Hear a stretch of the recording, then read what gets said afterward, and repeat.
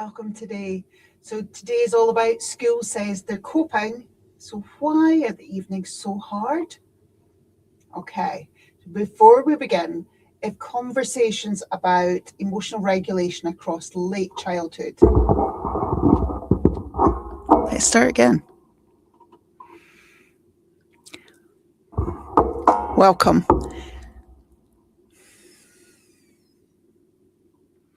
School says they're coping.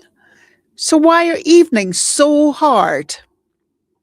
Before we begin today, if conversations about emotional regulation across late childhood and adolescence help you to feel clearer at home, take a moment to like this video and subscribe. I unpack one part of the developmental transition each week, and it helps more parents find this lens. Right, now, you may have heard this from school. They're coping, they're managing, we're not seeing significant concerns, and yet you walk through the door at the end of the day and evenings are so fragile, they can be explosive or just super hard work.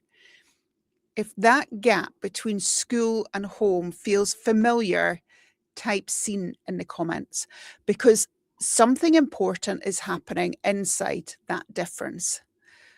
What coping often means, when a school says a child is coping, they usually mean something observable. So the child is attending, or they're completing the work, or they're not disrupting lessons. They're meeting behavioural expectations. That's compliance, not coping. But compliance does not measure internal load. That's coping. A child can sit still, produce work, follow instructions, and still be carrying enormous strain internally, especially for children who are filtering out sensory input. They're interpreting complex social cues, they're masking anxiety, they're suppressing emotional reactions, they're monitoring themselves constantly. And for neurodivergent children in particular, that effort can be substantial.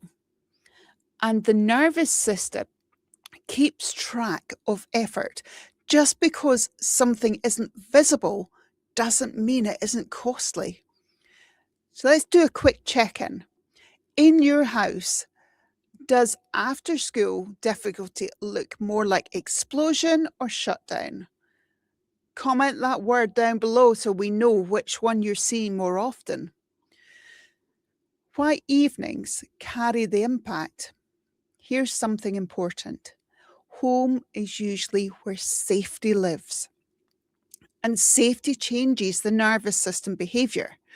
And when the nervous system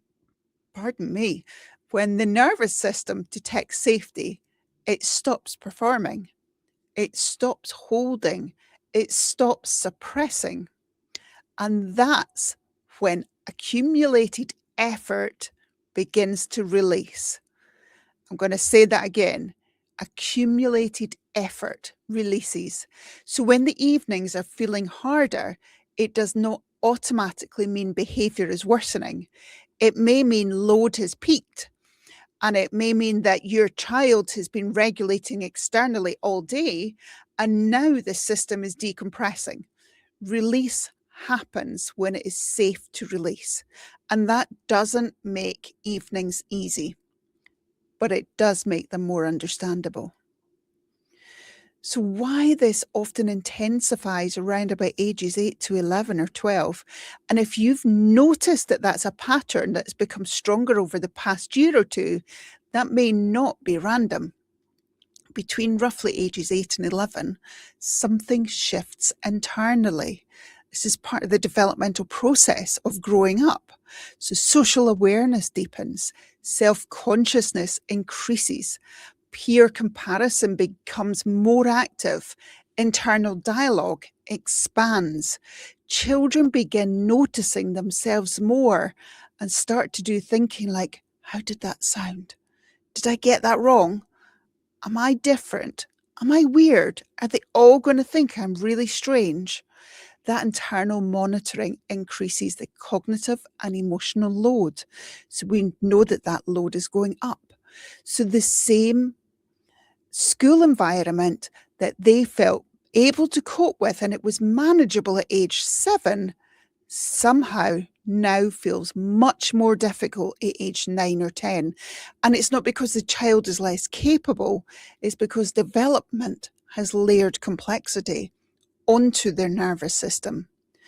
And what feels dramatic at age 14 often begins very quietly at this stage.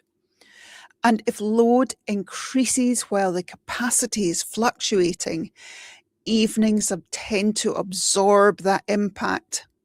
So that's what is often going on in the evenings after school. And when evenings become harder, more families understandably think they're pushing the boundaries. They're choosing to do this. They need firmer responses. But if the nervous system is already overloaded, that additional pressure is increasing the reactivity. And the question begins to shift from how do I stop this behaviour to what has this system been carrying all day? This shift doesn't remove the boundaries, but what it does do is change some of the timing when you might do things. And the timing really matters. If the word load feels more accurate than attitude in your house right now, you can type that load down below. And if you've navigated that 8 to 11 age stage where something feels different, not fully teenage, but clearly shifting, I've created a short 5-minute self-check to help you see whether this may reflect developmental transitions rather than sudden behavioural change. You'll find it linked in the description down below. And if we're separating compliance from coping, it helps you to think more clearly about what's going on at home. Then press subscribe because we can talk about this some more. Each week I unpack one piece of the emotional transition from late childhood into adolescence, so behaviour feels less confusing and responses become more grounded, because coping is not the same as being okay.